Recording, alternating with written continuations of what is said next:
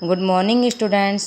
मैं आपकी हिंदी की टीचर आदर्श शिक्षा निकेतन हाई स्कूल से आज हम आपकी हिंदी व्याकरण का पार्ट 2 वर्ण और वर्णमाला पढ़ेंगे।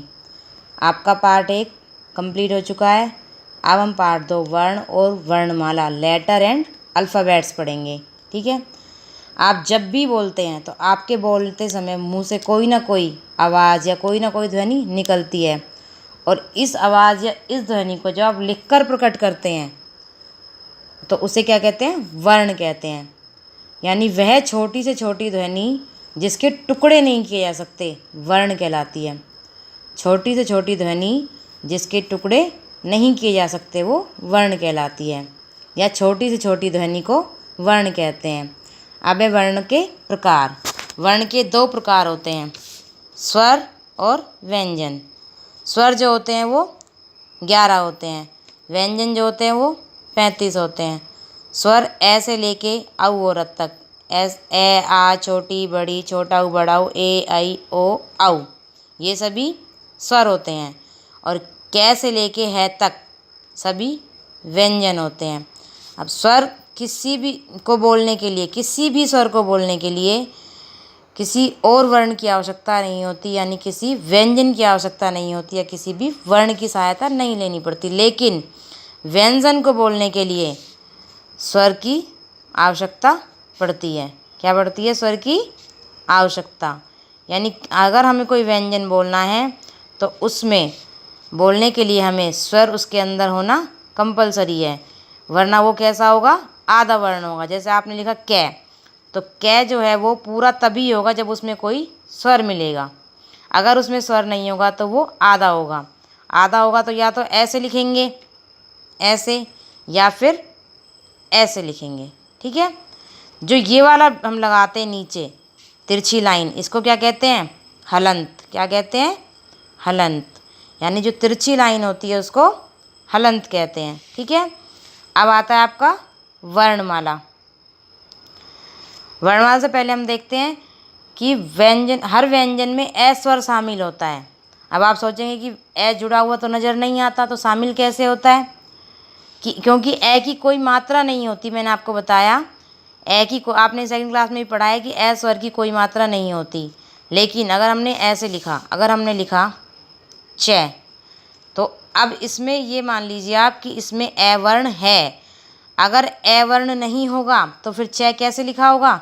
या तो ऐसे लिखा होगा या फिर ऐसे लिखा होगा। ठीक है।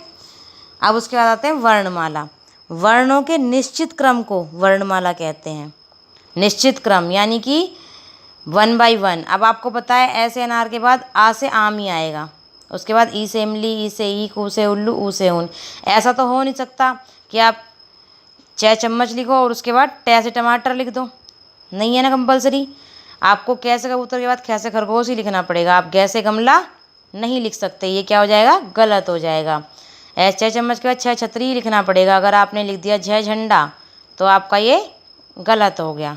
ठीक है। अब वर्णमाला में क्या क्या होता है? वर्णमाला में जो है वो सभी स्वर, जो मैंने आपको 11 स्वर बताए हैं, वो सभी स्वर, सभी व्यंजन, जो आपको मैंने 35 व्यंजन यानी 35 व्यंजन बताए हैं वो, और अंग और अह, जो कि आपने सेकंड क्लास में पढ़ा था कि ना तो ये स्वर होते हैं और ना ये व्यंजन होते हैं। अंग और अह ना स्वर होते हैं ना व्यंजन, ये भी इसमें ही शामिल होते हैं वर्णमाला में। और 4 संयुक्त व्यंजन, छ, त्रै, ज्ञ, श्रै, ये चारों जो हैं ये संयुक्त व्यंजन होते हैं, क्योंकि इनमें एक से अधिक वर्ण शामिल होते हैं। एक से अधिक वर्ण शामिल होते हैं ये चारों। उसके अलावा कुछ वर्ड्स विदेशी, कुछ विदेशी वर्ण भी होते हैं, जैसे आ, फै, ज़ै। जैसे आपको ऑफिस लिखना है तो आप ऑफिस ऐसे ही लिखेंगे, ऐसे। ठीक है। सज़ा लिखना है तो ऐसे लिखेंगे, ऐसे तो लिखेंगे नहीं, ऐसे नीचे बिंदी लगाते हैं ना। ज़रा लिखना है, जैसा कि बोलने से बताया ज़रा, तो ये नीचे जो बिंदी है, ये जो हैं ये कुछ वर्ण क्या होते हैं? विदेशी। तो ये सब मिलकर वर्णमाला बनाते हैं। ठीक है। अब इसके बाद हम इन लेसन के कुछ देखते हैं और छोटी से छोटी ध्वनि को वर्ण कहते हैं। वर्ण दो प्रकार के होते हैं, स्वर और व्यंजन। ये सब मैंने आपको बता दिया। वर्णमाला में स्वर और व्यंजन के अतिरिक्त कुछ और भी वर्ण होते हैं। विदेशी वर्ण मैंने आपको बता दिए कौन कौन से होते हैं। अब देखिए, हंसते गाते मुख से जो ध्वनि निकले वह वर्ण कहलाए, वर्णों को जो क्रम में रखते वर्णमाला बन जाए। यानी कि मुंह से जो ध्वनि निकलती है हमारे से, वो तो वर्ण कहलाती है, और जब उन्हीं वर्णों को हम क्रम से 1 बाय 1 रख देते हैं तो वो वर्णमाला बन जाती है। क्या बन जाती है? वर्णमाला। अब इसका क्वेश्चन आंसर देखते हैं। बोलते समय हमारे मुख से क्या निकलती है? क्या निकलती है? ध्वनियाँ। किन्हें बोलने के लिए किसी अन्य वर्ण की सहायता नहीं लेनी पड़ती। किन्हें बोलने के लिए किसी अन्य वर्ण की सहायता नहीं लेनी पड़ती। स्वरों को। मैंने आपको बताया, जब हम स्वर बोलते हैं कोई भी, तो उसे बोलने के लिए हमें किसी अन्य वर्ण की सहायता नहीं पड़ती। लेकिन अगर हमें कोई व्यंजन बोलना है तो उसके लिए हमें स्वर की सहायता पड़ती है। व्यंजन किन की सहायता से बोले जाते हैं? स्वर की सहायता से। किसकी सहायता से? स्वर की सहायता से। वर्ण किसे कहते हैं? छोटी से छोटी ध्वनि को वर्ण कहते हैं। किसे कहते हैं? वर्ण। छोटी से छोटी ध्वनि को वर्ण कहते हैं। वर्ण कितने प्रकार के होते हैं? कितने प्रकार के होते हैं? 2 प्रकार के। और कौन कौन से? स्वर और व्यंजन। वर्णमाला किसे कहते हैं? वर्णों के निश्चित क्रम को वर्णमाला कहते हैं। वर्णमाला किसे कहते हैं? वर्णों के निश्चित क्रम को, यानी कि 1 बाय 1 स्टेप बाय स्टेप हम लिखते जाएंगे तो वो वर्णमाला कहलाता है। तिरछी रेखा को क्या कहते हैं? हलंत। क्या कहते हैं? हलंत। संयुक्त वर्ण में होता है। संयुक्त वर्ण में क्या होते हैं? केवल आधा वर्ण, केवल एक वर्ण, एक से अधिक वर्ण। मैंने आपको बताया संयुक्त वर्ण में एक से अधिक वर्ण होते हैं। नीचे लिखा है, अब चित्रों के नीचे दिए गए अधूरे नाम उचित संयुक्त व्यंजन भरकर पूरे कीजिए। अब आपको ये क्या दिख रहा है? पक्षी है, तो इसमें पै लिखा था और बड़ी की मात्रा थी तो यहाँ पे छछत्री आएगा। इस तरीके से त्रिशूल दिख रहा है तो त्रय आएगा।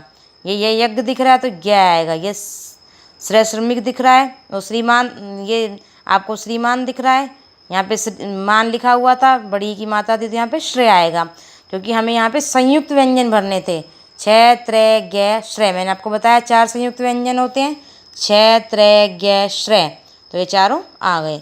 अब इसके बाद आप इस लेसन को दोबारा पढ़ लीजिए और ये सब क्वेश्चन आंसर्स अपनी कॉपी में लिख लीजिए और याद कर लीजिए।